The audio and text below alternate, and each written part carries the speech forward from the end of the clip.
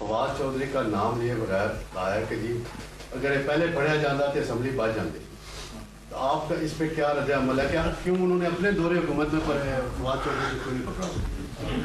देखो, गुजारिश ये है, अब उनके बस की बात नहीं है। परवेज़ इलाही साहब देखें, हमारे लिए काबिल एहतराम हैं, ज़रूर हैं, लेकिन वो पंजाबी जो की मिसाल होंगी है कि हत्थां नूं दंदियां वड्ढनियां, ये उन हत्थां नूं दंदियां वड्ढियां जा रही हैं। असैम्बली वो जो टूट गई, असैम्बली वो जो इनके कंट्रोल में न रही, अपने पैरों पर खुद कुल्हाड़ी मार ली।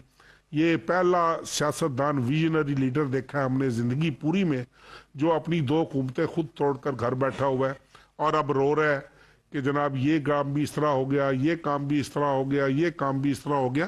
तो ये अब उनके बस की बात नहीं है। अब इलेक्शन होने हैं ना, तो इलेक्शन की तैयारी करें, छोड़ें पिछला रोना पीटना, इलेक्शन की तैयारी करें। वो लोग भी इलेक्शन की तैयारी करें, बल्कि फोर्स करें कि हम लोग भी इलेक्शन के प्रोसेस में जाएं और हम भी इलेक्शन की तैयारी करें। तो ये फवाद चौधरी को ना वो पहले पकड़ सकते थे, ना अब फवाद के पकड़ने से कोई फर्क पड़ा है।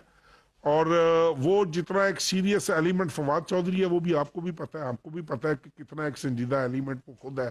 सो इसलिए मैं मतलब इस पर क्या कमेंट करूँ।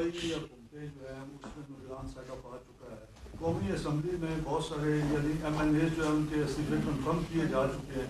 तो जो आइन के मुताबिक जो इंतखाबात का मसला है, आप उसको किस तरह से देखते हैं?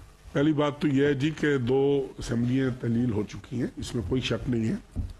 बदकिस्मती से या खुशकिस्मती से कौमी असम्बली में leader of the house Imran Khan नहीं है, जो ये भी तहलील हो जाती। सो इन्होंने तो अपनी मुद्दत पूरी करनी है, ये दिस इज डिसाइडेड। ये इसमें कतन कोई अबाम नहीं होना चाहिए, ये मुद्दत पूरी होनी है। सूबाई असम्बलियों के इलेक्शंस हैं, वो डेट